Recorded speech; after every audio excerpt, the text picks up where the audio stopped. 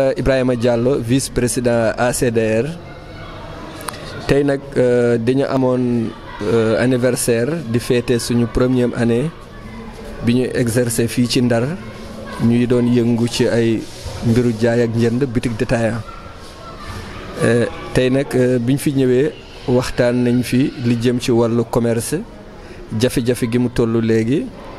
ak suñu dundin naka la ñuy def ba améliorer conditions yi nga xam ni moom la ñuy dundee te gis nañ ni tamit nekk benn moo gën suñu disparition mooy suñu taqalikoo yàlla def na loolu daawoon nañ ci liggéey waaye depuis bi ACDR sosoo mbir mi dafa gën a am solo gën a jegante ba bitig yi nga xam ne tey région de Saint-Louis dañ ko couvrir léegi ñoom ñëpp moo waral tey manifestation yi ngeen gis tey ci salle bi macha allah kenn amul foo taxaw beneen année kay dañ naan stade wala ci beneen lieu mais nekkatul tey chambre de commerce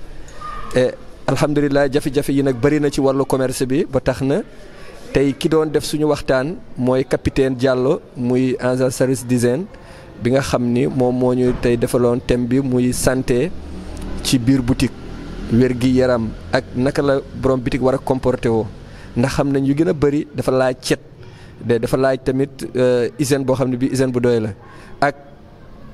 commissaire au commerce muy Pierre Mandione kooku tamit waxtaan nañu ci conditions yi nga xam ni moom la ñu war a jëndee marchandise ak respecter qualité bi boobu tamit macha allah am na solo sant nañ ñëpp daal gërëm nañ ñëpp ci yi nga xam ni wuy si nañu ACDR tamit di wax suñu ministère de tutelle ñun soxla nañu régulariser marché bi nga xam ni tey détaillant sonn nañ sonn goo xam ne bitig yu bëri ñu ngi tëj à cause de problème bii nii ni mu amee parce que kenn xamatul kuy grossiste kenn xamatul kuy détaillant kenn xamatul kuy importer léegi lépp moo jaxasoo te secteur bi dañ ko war a defar ba nga xam ni kenn du gaañ sa morom parce que ñun détaillant yi ñun ñoo ciy gën a sonn bitig yu bëri ñu ngi tëj loolu it nag war nañ ko waxtaan tamit ba nga xam ni consommateur bi muy détaillant bi muy grossiste bi kenn ku ne ca la nga nekk da nga ci gis sa bopp kenn du lor keneen loolu ñu ngi koy ñaan autorité yi nga xam ne mooy suñu ministère ak suñu président moom tamit mu ubbi ci waxtaan dégg nga mu yaatal ko comme ni muy defalee docteur yi wala mu koy defalee santé bi noonu la war a def ci commerce bi parce que secteur bi bu commerce bi doxul dara du dox te commerce bi léegi dafa nekk loo xam ne di mu ngi ñëw ci côté boo xam ne bii mu ngi dispari te loolu baaxul parce que day créer emploi te gis nañu coono gu mag la ñuy dund ñun tey tamit invité woon nañ ci autorités yi nga xam ni ñoom la ñu war a invité fii ci Saint-Louis yëpp vraiment di fêter daal suñu anniversaire di lancer suñu message ci ñi nga xam ne mooy sénégalais yi nga xam ni mooy président de la république ak ministère bi ñi nga xam ni ñoo ñu couvrir nañu ubbi bunt yi mën a waxtaan ak ñun ñu xool nu ñuy trouver solution balaa commerce détail bi di gën a dee incha allah. am nañ jafe-jafe yi moom kenn mënu ko tënk. parce que tellement que réew mi problème bi am ci àddina bi léegi ci wàllu prix yi léegi loolu moo tax ma ne la bitig yu bëri ñu ngi daanu parce que léegi tey marchandise bi seer na capital bu ndaw mënutoo ko yor parce que boo ko yoree dootoo mën a satisfaire c'est ay clients liñ bëgg il faut nga nekk borom doole te xam nga borom doole moom détaillant bokku ci dégg nga loolu tamit moom la ñuy ñaan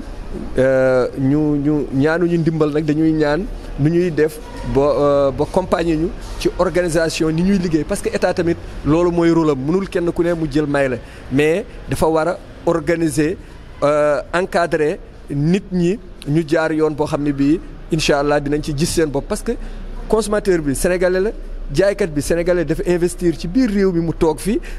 importateur bi sénégalais kon ñun ñoo bokk suñu bopp ñun ñoo ànd bokk réew mi kon dañu war a waxtaan rek ñu xool nu mu gën a rafetee ñu defee ko noonu. Don Ndiaye, je suis le chargé de la communication de l'ACDR, Association des commerçants détaillants de la région de Saint-Louis. Je crois qu'aujourd'hui c'est l'anniversaire de l'ACDR créé il y a 1 an. Alors nous avons voulu changer le landerneau commercial des boutiques détaillantes de la région de Saint-Louis. Alors c'est dans cette perspective que l'association a été créée. Nous savons pertinemment qu'il y a les grandes surfaces qui sont en train d'envahir le marché sénégalais. Alors nous, les boutiques, comme on le dit, les vendeurs détaillants, nous avons une perspective, c'est-à-dire soit assainir le secteur essayer de changer en faisant des formations et en changeant même les boutiques, sinon on risque de périr. C'est la raison pour laquelle l'association est venue à son heure. Alors aujourd'hui, tous ceux qui sont venus aujourd'hui à la salle, à la chambre de commerce au niveau de Saint-Louis ont vu que vraiment les commerçants détaillants ont répondu en masse. Alors, et les autorités étatiques, nous leur disons que nous, nos intentions sont des intentions rationnelles, pas passionnelles. Parce que nous savons que nous sommes des Sénégalais. Alors nous avons investi nos maigres moyens dans ce pays dont nous comptons y rester. Donc nous avons droit d'être, leur devoir c'est de nous protéger, leur devoir c'est de nous encadrer. Je crois que c'est tout simplement ce que nous voulons. Nous voulons être encadrés, qu'il y ait des formations au niveau de ces services nous engageants, dont services d'hygiène et contrôle économique. Nous avons besoin d'une formation de nos membres afin qu'ils puissent au futur vraiment être au top de la situation commerciale mondiale qui est actuellement en vogue dans tous les pays. Je crois que c'est ça le but de la CEDER. Je crois que nous avons alors diverses parties dans cette association, dont un groupement d'intérêt économique nommé ACEDER qui a été créé. D'ailleurs, nous sommes en tractation avec les banques de la place pour pouvoir avoir un financement conséquent par rapport à nos membres. Donc l'ACEDER est là pour assister les commerçants, l'ACEDER est là pour les encadrer, mais l'ACEDER est là aussi pour que vraiment nous puissions propulser vraiment les commerçants détaillants de l'avant. Parce que vous savez, comme la situation économique est très déplorable au niveau mondial, mais au niveau national,